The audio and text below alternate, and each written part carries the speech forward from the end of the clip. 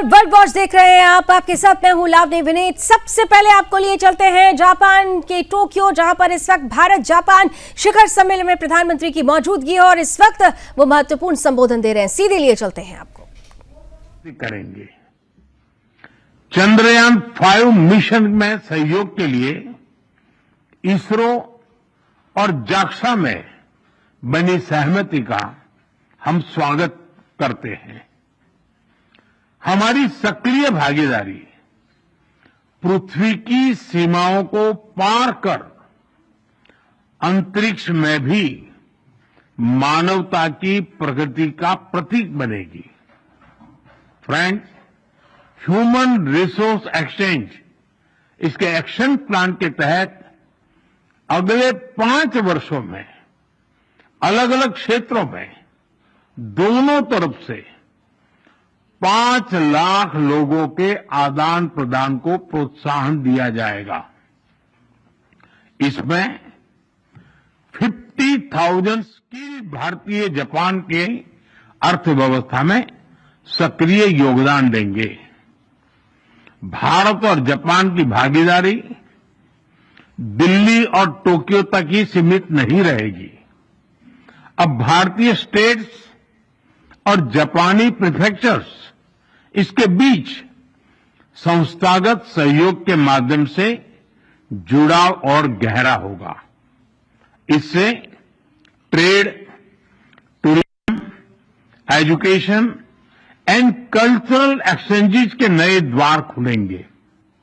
Friends, Bharat और Japan एक free, open, peaceful, prosperous and rules based Indo Pacific के प्रति पूरी तरह से प्रतिबद्ध है।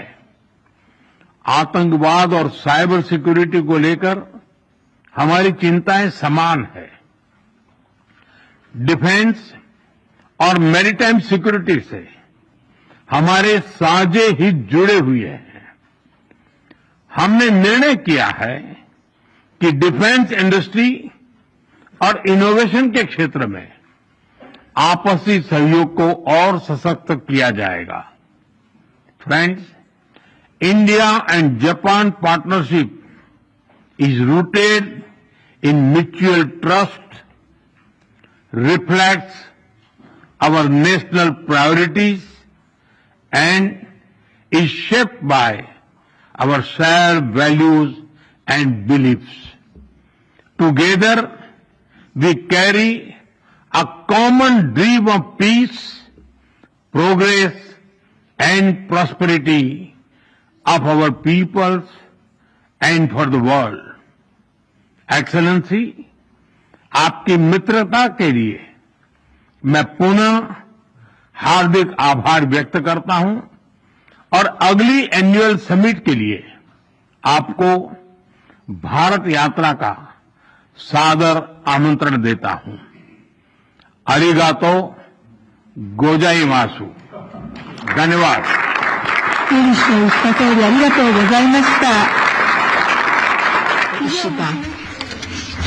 This ends the Japan-India joint press announcements.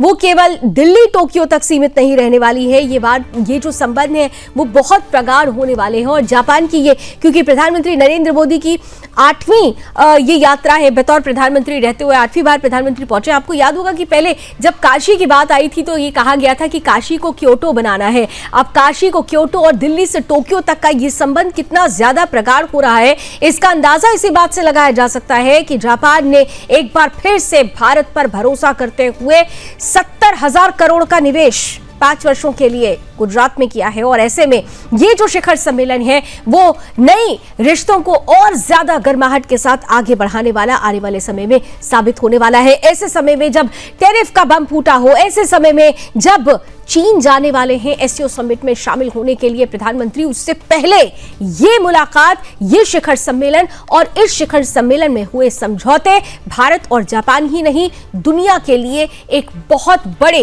बहुत बड़ी तस्वीर के रूप में, बहुत बड़े व्यापारिक साझेदार के रूप में दुनिया के सामने आने को तैयार है। अब क्योंकि हम दुनिया भर की खबरें आपके लिए लेकर आते हैं, तो अब बात रूस यूक्रेन युद्ध की भी कर लेते हैं, क्योंकि रूस और यूक्रेन युद्ध का भी इस समिट से और जो एससीओ में समिट होने वाला है उसका भी सीधा संबंध है। हम इसके बारे में आपको बाद में बताएंगे, लेकिन उससे पहले क्या हो रहा है इस युद्ध के दौरान। एक बार फिर से रूस और यूक्रेन युद्ध खूनी संघर्ष में तब्दील हुआ। खून और बारूद की लपटों में अभी भी ये दोनों देश झुलस रहे हैं। ताजा हमले में कीव और अन्य शहरों पर मिसाइलों और ड्रोन की बरसात हुई है, जिसमें कई मासूमों की जान चली गई है। पश्चिमी मीडिया ने इसे रूस की बर्बरता कहकर परोसना शुरू कर दिया है, जैसा पश्चिमी मीडिया हमेशा करता आया है।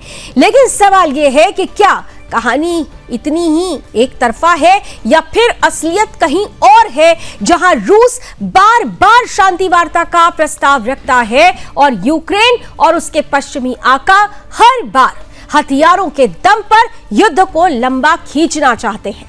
यूक्रेन ने हाल के महीनों में रूस की तेल रिफाइनरीज, बंदरगाहों और सीमा इलाकों पर बार बार ड्रोन हमले किए। यह हमले अमेरिकी हथियारों और यूरोपीय सहयोग से किए गए। प्रमाण इसका क्या हुआ, नतीजा क्या था? रूस ने इसे अपनी संप्रभुता और सुरक्षा पर सीधा हमला माना। जब शांति की मेज पर बैठने की जगह गोलियों और ड्रोन से जवाब दिया जाए तो फिर पलटवार होना तय है। यही पलटवार अब कीव और उसकी सरकारी ढांचों पर बरस रहा है।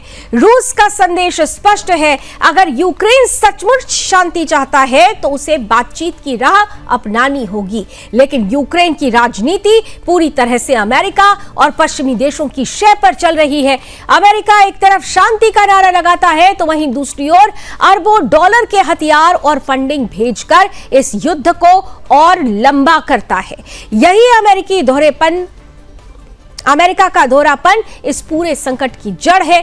मासूमों के खून से अमेरिकी कूटनीति अपने वैश्विक ताकत का खेल खेल रही है। सोचने वाली बात तो यह है कि रूस क्यों बार बार वार्ता की बात करता है।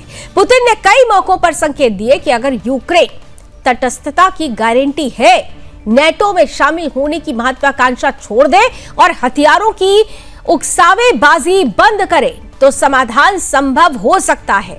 लेकिन जेलेंस्की की सरकार ने उल्टा रुख अपनाया। उसने पश्चिमी फंडिंग और सैन्य मदद को ताकत मानकर रूस को और अधिक उकसाया।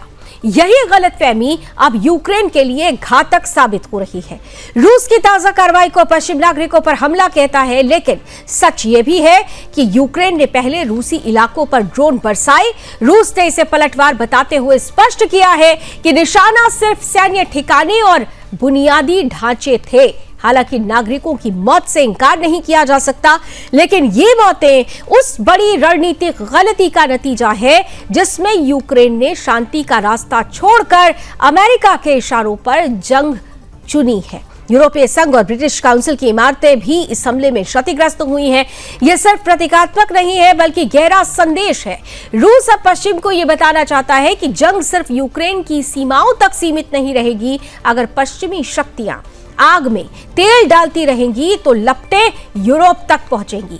यह चेतावनी पूरी दुनिया के लिए खतरे की घंटी है। और अब ऐसे में सवाल यह है कि जंग कौन रोकना चाहता है, कौन भड़काना चाहता है। रूस चाहे जितनी आलोचना झेले, शांति वार्ता का विकल्प खुला रखे हुए है।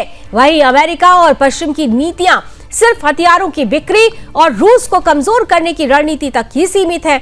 इसका सबसे बड़ा खामियाजा भुगत रहे हैं यूक्रेन के नागरिक, जिनके घर, परिवार और भविष्य इस राजनीतिक खेल के मोहरे बन चुके हैं। इस युद्ध का वास्तविक समाधान हथियारों से नहीं, बल्कि संवाद से निकल सकता है। अगर अंतर्राष्ट्रीय समुदाय सचमुच शांति चाहता है तो उसे अमेरिकी दोहरे रवैये पर सवाल उठाने होंगे। दुनिया को यह समझना होगा कि रूस का हर हमला आक्रामकता नहीं है, बल्कि यूक्रेनी उकसावे और पश्चिमी चालों का पलटवार है। अंततः इतिहास यही तय करेगा कि इस जंग में असली दोषी कौन था, वो जिसने शांति वार्ता का रास्ता चुना या फिर वो जिसने हर अवसर पर उसे ठुकराकर मासूमों को बारूद की भेंट पर चढ़ा दिया।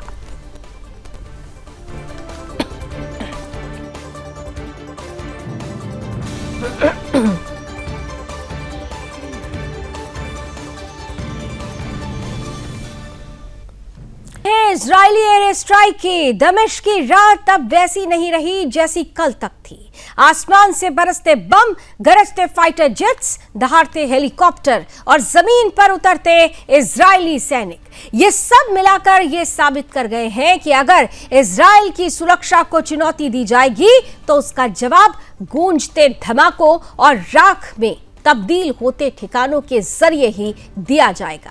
यह कोई मामूली हमला नहीं था, यह कोई सीमित जवाबी कार्रवाई नहीं थी। यह दमिश्क के दिल में जाकर इजराइल की एक ऐसी रेड थी जिसने सीरिया और उसके समर्थन में खड़े हुए हिजबुल्लाह को साफ साफ संदेश दिया है कि अब और बर्दाश्त नहीं।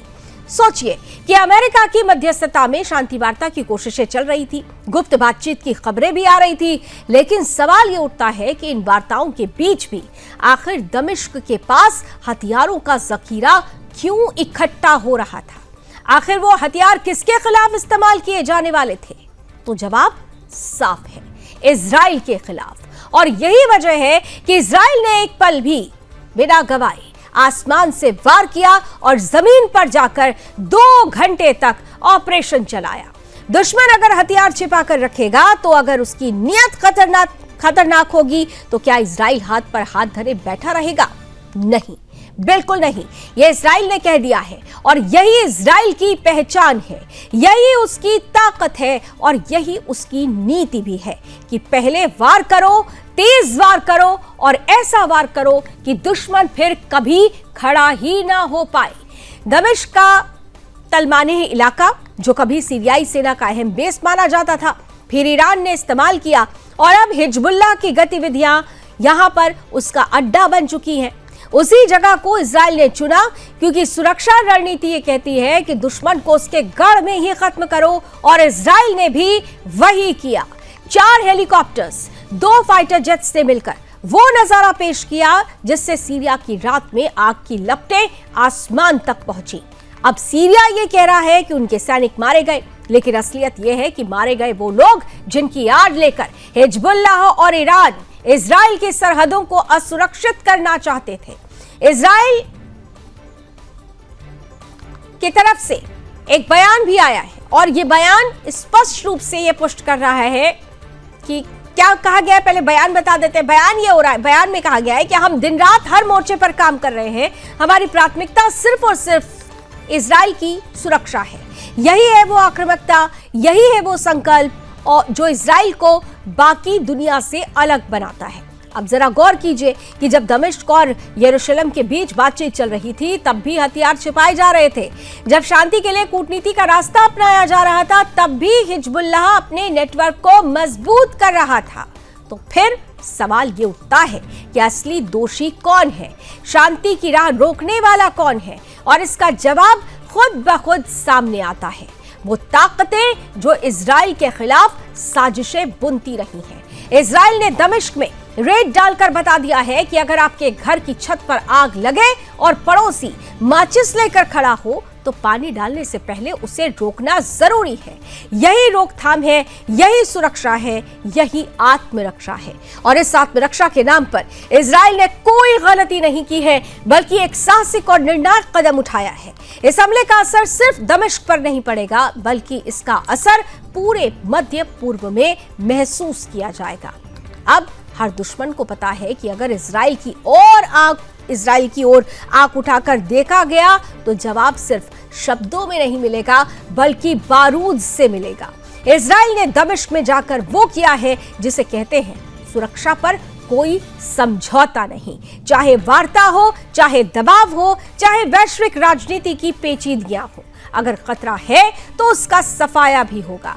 और यही है इजराइल की रणनीति, यही है उसकी हिम्मत और यही है उसकी नीति। और आज की रात दमिश्क इस सच्चाई का गवाह बन चुका है। और आइए बात अमेरिका की कर लेते हैं, क्योंकि अमेरिका का वो F-35 स्टील्थ जेट जिसे वॉशिंगटन दुनिया का सबसे एडवांस्ड फाइटर बताकर बेचता है, जिसकी कीमत अरबों खरबों डॉलर तक पहुंचती है, वही जेट हवा में तकनीकी खराबी की वजह से ढेर हो गया। अलास्का की बर्फीली रनवे पर अमेरिका का गर्व चूर चूर हो गया और पायलट को जान बचाने के लिए पैराशूट का सहारा लेना पड़ा। तस्वीरें आपके सामने हैं। यह सिर्फ एक हादसा नहीं है, यह अमेरिका की उस सैन्य ताकत की पोल खोल रहा है जिस पर दुनिया को डराने की पूरी ठेकेदारी अमेरिका ने ले रखी थी। पूरी दुकानदारी इसी पर चल रही थी। लेकिन 50 मिनट तक पायलट इंजीनियर से फोन पर जूझता रहा, लेकिन नतीजा वही ढाक के 3 पात। लाखों डॉलर्स का जेट और आइसिंग की वजह से हाइड्रोलिक फेलियर। अब सवाल ये उठता है कि जब अमेरिका अपने ही जेट को हवा में काबू नहीं कर पा रहा है तो पूरी दुनिया पर अपनी तकनीक और युद्ध क्षमता का रौब क्यों झाड़ता है? क्या ये वही F-35 नहीं है जिसे अमेरिका नेटो देशों पर थोपने की कोशिश करता है? यही है उनका अजेय हथियार। आज पूरी दुनिया देख रही है कि तकनीकी खराबी के आगे अमेरिकी तकनीक की औकात क्या है। पायलट ने 2 बार टच एंड गो लैंडिंग की कोशिश की, लेकिन जाम हुए गियर ने उसका भी माखौल उड़ा दिया। आखिरकार वो सुपर पावर पायलट को खुद अपनी जान बचाने के लिए कूदना पड़ा और जिस जेट पर अरबों डॉलर फूके गए वो रनवे पर गिरकर आग का गोला बन गया। अमेरिका की सुपर पावर इमेज आज राख में बदल गई। ये सबसे बड़ा सवाल है, क्या अमेरिका जिस जेट को दुनिया में सबसे घातक हथियार कहता है वो असल में सिर्फ एक उड़ता हुआ कचरा है? क्या ये वही युद्धक विमान है जिस पर नेटो भरोसा करता है? और सोचिए, जब इसी जेट का इस्तेमाल रूस या चीन के सामने होगा तो क्या होगा? क्या वहां भी अमेरिकी पायलट इंजीनियर से फोन पर मदद मांगते रहेंगे? लॉकहीड मार्टिन का यह प्रोजेक्ट वैसे भी दुनिया की सबसे बड़ी लूट खसोट कहलाई जाती है। अरबों डॉलर की डील है। अरबों डॉलर लेकर यह कंपनी ऐसे जेट बना रही है जिन्हें ठंडा मौसम भी बर्दाश्त नहीं है। पहले 135 मिलियन डॉलर प्रति जेट और अब भी 81 मिलियन डॉलर में एक मशीन जो बर्फ और पानी के सामने घुटने टेक देती है। क्या यही है वो अमेरिकी ताकत जिसे दुनिया पर थोपने की कोशिश की जाती है? और आज अलास्का के रनवे पर F-35 की नाकामी ने यह साफ कर दिया है कि अमेरिकी तकनीक पर आंख मूंद कर भरोसा करना आत्मघाती साबित हो सकता है।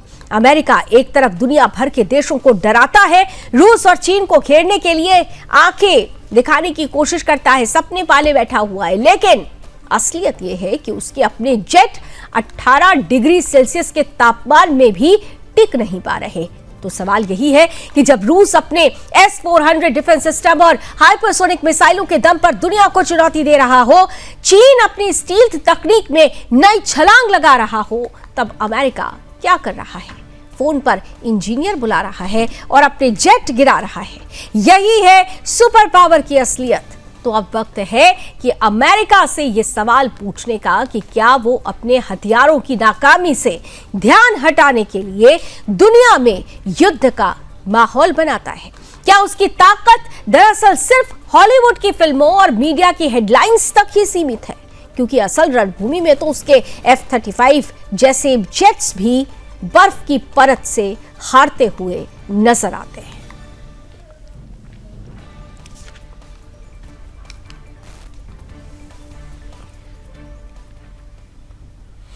तो यह है अमेरिका के फाइटर जेट्स की हालत। अमेरिका इन्हीं के बल पर दुनिया भर में ताकत दिखाने की कोशिश करता है, लेकिन भूल गया है अब अमेरिका के सामने केवल रूस और चीन की तकनीक ही नहीं है, बल्कि आत्मनिर्भर भारत की तकनीक भी है, जहां पर भारत लगातार डिफेंस सेक्टर में आगे बढ़ रहा है और भारत अब अपनी रक्षा और सुरक्षा के लिए आत्मनिर्भर स्वदेशी ताकतों के साथ नई पहचान बनाता हुआ भी सामने आ रहा है। तो ऐसे में अब अमेरिका के सामने भारत की भी चुनौती है।